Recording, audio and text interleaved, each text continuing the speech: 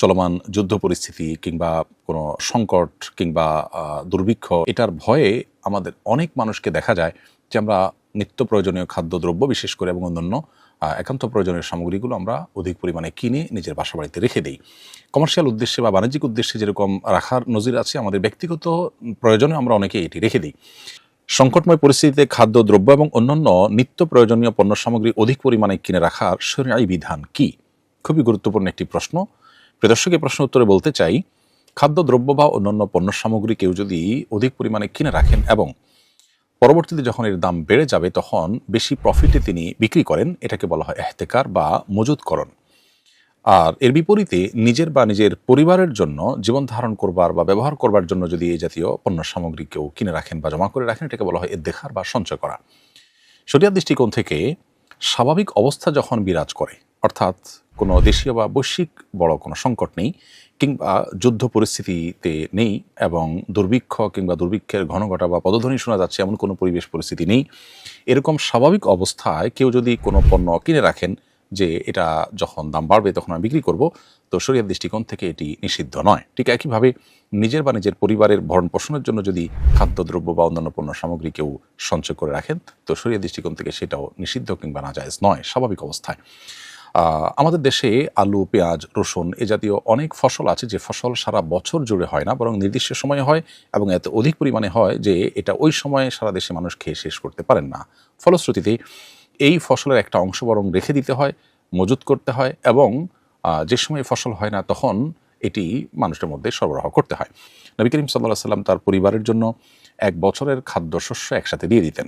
অতএব এখান থেকে বোঝা গেল যে খাদ্যশস্য পরিবারের জন্য ব্যবহার্য যে সমস্ত নিত্য প্রয়োজনীয় পণ্য সামগ্রী এগুলো রেখে দেওয়া বা সঞ্চয় করাটাও নিষিদ্ধ নয়। অনেক উলামা ইকরাম অবশ্য নবী সাল্লাল্লাহু আলাইহি সাল্লামের এক বছরের খাদ্য সামগ্রী দেওয়ার এই হাদিসের আলোকে এক বছরের বেশি সময়ের জন্য সেটি সঞ্চয় করে রাখাটাকে নিষিদ্ধ বা মাকরুহ মনে করেন, যদিও হাদিসে পরিষ্কারভাবে এক বছরের বেশি রাখা নিষিদ্ধ সেরকম কোনো কথা বর্ণিত হয়নি। এবার আসা যাক, সংকটকালীন সময়ে আমরা যদি এমনটি করি, বিশেষ করে চলমান যুদ্ধ পরিস্থিতি কিংবা কোনো সংকট কিংবা দুর্ভিক্ষ এটার ভয়ে আমাদের অনেক মানুষকে দেখা যায় যে আমরা নিত্য প্রয়োজনীয় খাদ্যদ্রব্য বিশেষ করে এবং অন্যান্য একান্ত প্রয়োজনীয় সামগ্রীগুলো আমরা অধিক পরিমাণে কিনে নিজের বাসা বাড়িতে রেখে দিই। কমার্শিয়াল উদ্দেশ্যে বা বাণিজ্যিক উদ্দেশ্যে যেরকম রাখার নজির আছে, আমাদের ব্যক্তিগত প্রয়োজনে আমরা অনেকে এটি রেখে দিই। এই ব্যাপারে শরিয়ার দৃষ্টিকোণ হলো, এর ফলে যদি মানুষের ক্ষতির কোনো শঙ্কা থাকে বা মানুষের কষ্টের কোনো কারণ হয় তাহলে সেটি কিন্তু জায়েজ নয়। এমনকি স্বাভাবিক অবস্থাতেও যদি মানুষের ক্ষতি হতে পারে, এই পর্যায়ে যদি কেউ সঞ্চয় করেন কিংবা মজুতদারি করেন তাহলে সেটাকে শরিয়া অনুমোদন করে না। শরিয়ার মূল উদ্দেশ্য হলো মানুষের জন্য ক্ষতির কোনো কারণ যেন না হয়, সেভাবে নিজের ব্যবসা বাণিজ্য নিজের সব কিছুকে পরিচালনা করা। কারণ নবী করিম সাল্লাল্লাহু আলাইহি ওয়াসাল্লাম বলেছেন, লা দারারা ওয়ালা দিরারা, একজন মুসলমান কাউকে ক্ষতিগ্রস্ত যেমন করতে পারবেন না, নিজেও ক্ষতিগ্রস্ত নিজে থেকে হতে পারবেন না। আরেকটা হাদিসে নবী সাল্লাল্লাহু আলাইহি ওয়াসাল্লাম বলেছেন, মান দাররাহুল্লাহ ওয়া মান শাক্কা শাক্কাল্লাহু আলাইহি, অর্থাৎ যে ব্যক্তি কারোর ক্ষতি সাধন করবে আল্লাহ রাব্বুল আলামিন তার জন্য ক্ষতি সাধন করার ফয়সালা করবেন। কেউ যদি কারোর কষ্টের কারণ হয় আল্লাহ তাআলা তার জন্য কষ্টকে অবধারিত করে দিবেন। এজন্য একজন মুসলমান কখনো এমন কিছু করতে পারে না যা অন্যের কষ্টের কারণ হতে পারে। এখন সংকটকালীন সময়ে যদি আপনি যে কোনো পণ্য, খাদ্য দ্রব্য ইত্যাদি আপনি মজুত করে রাখেন, তাহলে আপনি জানেন যে কয়েকদিনের মধ্যে বা অল্প সময়ের মধ্যে বা কিছু সময় পর মানুষ যখন সংকটে পড়বে, জিনিস থাকবে না, বাজারে পাওয়া যাবে না, তখন আপনি এটার দাম বাড়িয়ে বিক্রি করবেন। কোনো জিনিসের দাম বাড়তে পারে এটা জেনে আপনি বর্তমানে যা আছে সেটা আপনি সরিয়ে রাখলেন, পরবর্তীতে দাম বাড়ার পর বিক্রি করলেন। এই বিষয়গুলো শরিয়ার দৃষ্টিকোণ থেকে জায়েজ নয়। নবী সাল্লাল্লাহু আলাইহি ওয়াসাল্লাম বলেছেন, লা ইয়াহতাকিরু ইল্লা খাতি, এই জাতীয় মজুতদারি সেই করে যে অপরাধী, যে গুনাহগার, অর্থাৎ কোনো ভালো মানুষ এটি করতে পারে না।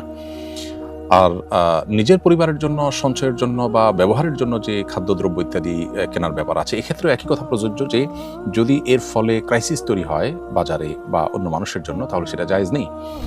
যেমন আমরা কোভিড-19 সময় লক্ষ্য করেছি যে অনেকে চাল, ডাল, তেল, লবণ, নিত্য প্রয়োজনীয় জিনিসপত্র তার আশপাশের দোকান থেকে তার টাকা আছে বলে তিনি অনেক পরিমাণে কিনে তার বাসায় সঞ্চয় করেছেন এবং এভাবে কয়েকজন নিয়ে পুরো দোকানে জিনিস শেষ করে ফেলেছেন। বাকি অন্য মানুষের কিনতে গিয়ে দেখা গেছে যে সংকট এবং অভাব দেখা দিয়েছে। তো এই ধরনের পরিস্থিতিতে যেহেতু অন্য মানুষের কষ্ট হয় বিধায় এই পরিমাণে কেনা, যে যার ফলে অন্যের কষ্ট হতে পারে, বা আমি এরকম আমার মতো আর অনেকে কিনলে সংকট তৈরি হতে পারে, এরকম যদি হয় তাহলে সেক্ষেত্রে একজন ইমানদার এ ধরনের সঞ্চয় করা থেকেও বিরত থাকবেন। বরং কঠিন এবং সংকটময় পরিস্থিতিতে ইমানদার আল্লাহর উপর তাওয়াক্কুল করবেন, ভরসা করবেন। তিনি তার জায়গা থেকে চেষ্টা করবেন এবং তার বিশ্বাস থাকতে হবে আমি যতই সঞ্চয় করি না কেন, আল্লাহ যদি আমার জন্য ভোগান্তি এবং কষ্ট লিখে রাখেন সেটা আমাকে পোহাতেই হবে। আর আমি শুধুমাত্র আমার এবং আমার পরিবারের চিন্তা না করে, বরং আমি আমার পরিবার এবং আমার আশপাশের মানুষের চিন্তা আমাকে করতে হবে। এটাই হলো দ্বীনের শিক্ষা, এটাই হলো ইসলামী মূল্যবোধ, এবং এটাই হলো আল্লাহ রাব্বুল আলামিন আমাদেরকে যে দিন দিয়েছেন সেই দিনের সৌন্দর্য। বিধায় সেই জিনিসটি আমাদের চর্চা করতে হবে এবং অধিক মুনাফার উদ্দেশ্যে মজুতদারি করা, সংকট তৈরি করা এবং অধিক মুনাফার জন্য অবৈধভাবে মজুতদারি করা, এটা যেমন একজন মুসলমানের জন্য সাজে না, ঠিক তেমনিভাবে নিজের এবং নিজের পরিবারকে বাঁচাবার জন্য অধিক পরিমাণে সঞ্চয় করে বাজারে সংকট তৈরি করা, বা অনেক মানুষ সঞ্চয় করলে সংকট তৈরি হতে পারে সেরকম পরিস্থিতির সৃষ্টি করা, এটা কোনো ইমানদারের জন্য জায়েজ নয়। বিধায় স্বাভাবিক অবস্থায় ইহতেকার বা মজুতকরণ কিংবা দেখার বা সঞ্চয় করা এগুলো জায়েজ হলেও সেটার জন্য শর্ত হলো তাতে যেন কোনো মানুষের বা অন্য সাধারণের সর্বস্তরের মানুষের ক্ষতির কারণ না হয়, বাজারে সংকট তৈরি না হয়। কৃত্রিম সংকট তৈরি করার উদ্দেশ্যে যদি করা হয় সেটা সর্বাবস্থায় নাজায়েজ হয়। আর আপৎকালীন সময়ে সংকটকালীন সময়ে, যুদ্ধ অবস্থা বা দুর্ভিক্ষ চলাকালীন সময় বা দুর্ভিক্ষের ঘন ঘটা বা পদধ্বনি শোনা যায়, এরকম সময়গুলোতেও আমাদের দায়িত্বশীল আচরণ করতে হবে, আল্লাহর উপর ভরসা রাখতে হবে এবং শুধুমাত্র নিজের এবং নিজের পরিবারের চিন্তা না করে গোটা সমাজের মানুষের চিন্তা করতে হবে। না হলে আমরা গুনাহগার হতে পারি, আল্লাহর কাছে জবাবদিহিতার মুখোমুখি হতে পারি। আল্লাহ রাব্বুল আলামিন সকল কঠিন পরিস্থিতিতে আমাদেরকে আল্লাহর প্রিয় পাত্র এবং একজন ইমানদারের যে চরিত্র, সেই চরিত্র ধারণ করার তৌফিক দান করুন এবং নিজের লোভ, মোহ এবং শুধুমাত্র পার্থিব লালসা এবং শুধু নিজ এবং নিজের পরিবারকে বাঁচিয়ে রাখার যে স্বার্থপরের মতো চিন্তা, সেই চিন্তা থেকে আল্লাহ আমাদেরকে বেরিয়ে আসার তৌফিক দান করুন।